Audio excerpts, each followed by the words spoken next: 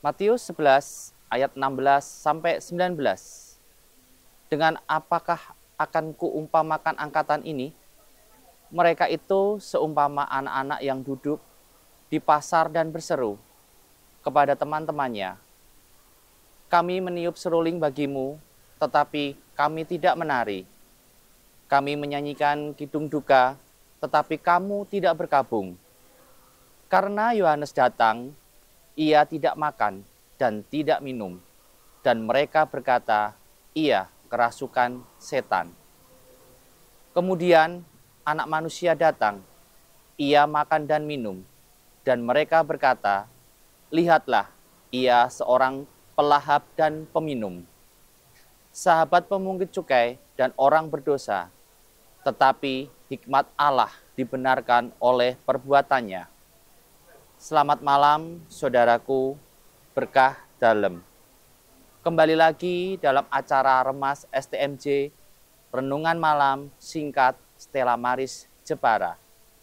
Jumat, 13 Desember 2024. Saya pada malam hari ini berada di gedung tua yang dahulu adalah Gereja Santo Yohanes Baptista Mayong. Renungan malam hari ini mengambil tema, angkatan seperti apakah kita?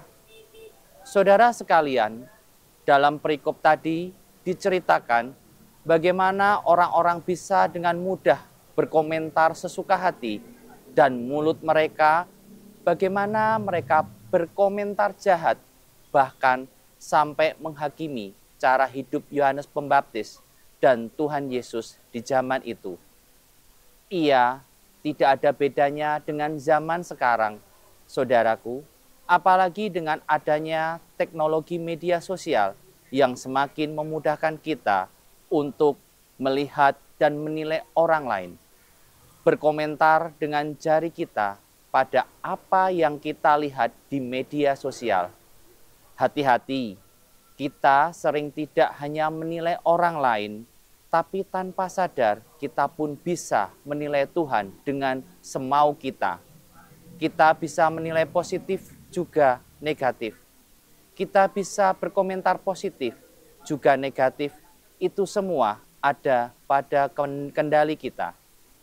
Firman Tuhan berkata, "Tetapi apa yang keluar dari mulut berasal dari hati, dan itulah yang menajiskan orang." Ada yang membuat kita cenderung lebih suka untuk berkomentar negatif, menilai orang lain dengan standar kita sendiri, bahkan mungkin sampai dengan menghakimi hidup orang lain. Jawabannya ada pada bacaan kedua di Mazmur 1 ayat 1 sampai 6, yaitu, di manakah kita selama ini? Apakah kita lebih sering duduk dalam kumpulan pencemooh dan mendengar nasihat orang fasik, atau kesukaan kita adalah Taurat Tuhan dan merenungkannya siang dan malam? Mari saudaraku semua, kita renungkan dan mari berubah bersama-sama. Mari kita berubah menjadi pribadi yang dapat memilih lingkungan kita. Ketika kita tinggal di lingkungan yang toksik, pelan tapi pasti itu dapat mempengaruhi kita ke arah yang negatif. Dalam bacaan pertama di Yesaya 48 ayat 17 sampai 19 dikatakan, jika kita memperhatikan perintah-perintahnya, maka Tuhan sendiri akan menunjukkan jalan dan mengajarkan hal yang baik bagi kita. Ketika kita memilih untuk dekat dengan Tuhan, otomatis hati kita akan dibentuk olehnya dan kita akan menghasilkan buah kebenaran. Dalam Injil Lukas tadi berkata, tetapi hikmat Allah dibenarkan oleh perbuatannya. Perkataan kita tidak lagi negatif atau menghakimi sana sini, dan perbuatan kita membawa kedamaian, bukan perpecahan.